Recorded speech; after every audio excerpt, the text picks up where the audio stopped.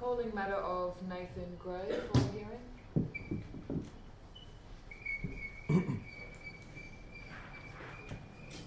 Mr. Gray, can you see and hear the court? Yes. Do you have a copy of the oath and affirmation in front of you? I do. Have you decided which you would prefer to give?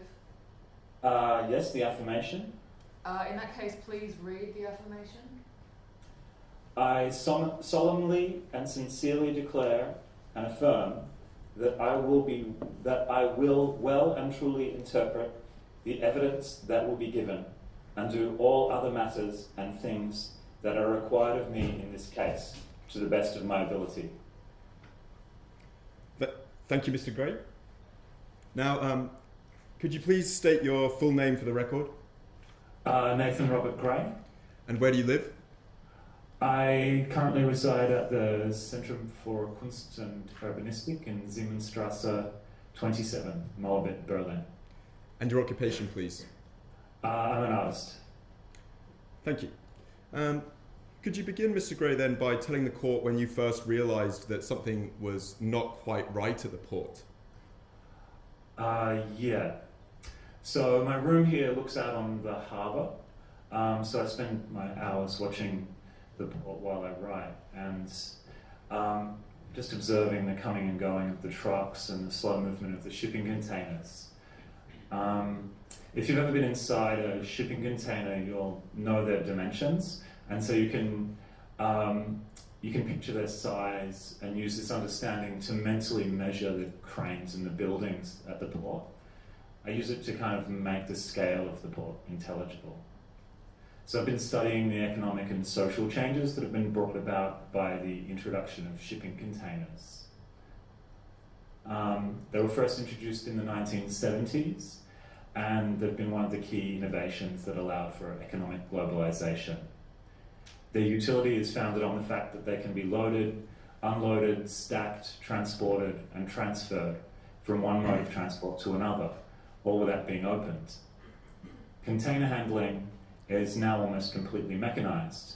It uses specialized forklifts and cranes, and they're given unique identifying numbers and are tracked via GPS. The basic historic transformation. Thank you, Mr. Gray. But what does this have to do with the night in question? But I think that some understanding of these changes might be essential to understanding what actually happened. Right, well, move along quickly, please. Okay. So occasionally I'll ride my bike down onto the dock and watch the cranes loading and unloading the trucks. When it's late in the day, I watch the port reflected in the harbour, and slowly I'll feel my breathing start to synchronize with the ripples in the water. Observing the port reminds me of accounts of unusual spies. That during World War II, people like old ladies who sat knitting in their windows, noting the timing and types of planes that came and went from enemy airfields and making coded notes. So I've started a notebook myself, and I've noted the company logos on the containers, the frequency and the directions of their movements, the rare appearances of the crane and truck drivers, and the arrival and departure times of the trucks and trains. And what did you learn? Well, sometimes the containers build up. They get stacked as many as 5 high, and they form a wall around the tracks. And at these times I feel this rising anxiety. It slowly calms as the increased traffic of the trucks and trains brings the backlog under control. Despite the term, containerization has created a series of effects that are just simply uncontained. The increase in speed and efficiency of transporting goods means that the cheapest things can be transported to the most affluent markets at the lowest cost and sold at the highest price. The cost of labour, mining, pollution and land use are all kept to a minimum by the system's ability to place production wherever these things are unregulated. In short, it allows rapid, unregulated exploitation of markets anywhere on the planet. And the process is continuing. Before containerization, ships were loaded and unloaded manually. The port employed thousands of workers. But now there are only a few crane and truck drivers. And in the next 20 years, driverless trucks are predicted to nearly eliminate most of these jobs, along with truck stops, motels, and distribution centres. Please, Mr. Gray, just stick to the facts, please. Okay, I'll try. So, one night I thought I noticed something new. It was a brief hint of light from one of the top windows of the port office. I thought that the port office was unused until I saw this. So I tried to focus on the light, but I wasn't sure which window it had come from, or even if I'd seen it at all. And so I tried to shift my eyes around, trying to catch it. But I got the impression that wherever I looked, the light was somewhere else. So I blurred my eyes and let my gaze and attention just spread out over the expanse of windows. And I couldn't be sure, but I had the impression of an almost imperceptible flash. So I filmed the building for a few minutes with my phone. I left it propped up against the window while I went to get a cup of tea. And when I played it back, there it was. A definite regular flash coming from one of the upper windows. I checked, but without my camera, I couldn't see anything. On the video, it was definitely there, but to my eyes, it was just the suspicion of a flicker. I went back to the recording and noted the length and interval of the flashes. They came roughly every 4 seconds and they lasted for around 8 frames, a third of a second. The timing was regular, but it wasn't precise. And an idea occurred to me. So I researched it and I realized that this timing was the average frequency and length of a blink. It's laughable. So I made another video. This time I blinked rapidly at first, and then I blinked slowly. And then I closed my eyes for about a minute. And when I played back the video, the pattern was repeated, exactly. Here was a light that I could not see directly because the light only came on when I blinked. And it stayed on only for as long as my eyes were closed. Here, I can show you. Please do.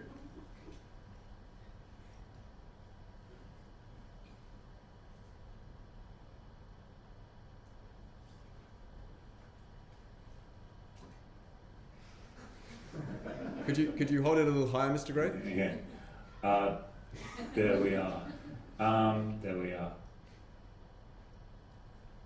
Can you see? Yes, we can see. Okay. So what happened next? Well, my first thought that this was that it had to be a prank, but I plotted out the steps that such a prank would require, and I decided no one I knew had the patience. Plus, it seemed like a very strange way to get my attention. I might never notice it, so it was a very odd strategy. And what next, Mr. Gray? Well, around 4 a.m. I woke up anxious and I needed to pee. There was a freight train outside my window idling, and it was shaking the glass in the window and vibrating the floor. So recently I read that the mass unemployment that will follow from the introduction of driverless trucks will affect around 30% of the US workforce. This means that there might not be enough people with jobs to buy the goods that the trucking delivers in the first place. This has motivated calls for a universal basic income, a government wage for citizens, in order for them to continue consuming. The supply chain infrastructure invented to better serve consumers is going to need to be propped up by the artificial creation of more consumers. Its reason for existing is now in doubt.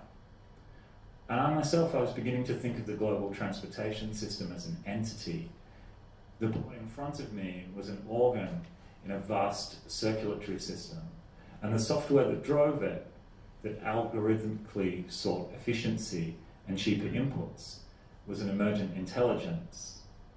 Perhaps not an intelligence that would wake up and talk philosophy with its makers, but one with an inexorable forward momentum that followed its own logic, and whose global influence was altering the world in a way that was in no way tied to humanity's needs. These thoughts consumed me for a whole day, and that evening I noticed that the light was flashing again. But that was it. This time I noticed it. So now I could see it flashing without my camera. It was more frequent and more regular, but perhaps speeding up and slowing down slightly. And it didn't take long for me to realize that the light was now following a different rhythm of my body, my heartbeat. My pulse rose in shock, and I observed the light pulsing quicker. So then I shut my blinds and I kept them shut. I didn't go out onto the terrace, and I decided to visit a friend in Warsaw for a week. And generally I just ignored the port. Thank you, Mr. Gray. And what happened on your return? Well, when I returned, I had a new project in mind to research, and when I got back to the residence, the first thing that happened was I realized the Wi-Fi was down. And I didn't have any phone coverage either. And so, after turning things on and off a few times with no success, I changed clothes and walked straight to my friend Chris's house. Chris, we need a surname, please, for the record. Okay, so her name is Chris Kelvin. Could you spell that, please? Kriskelvin. I don't know if she has a middle name. Okay, thank you. That's fine.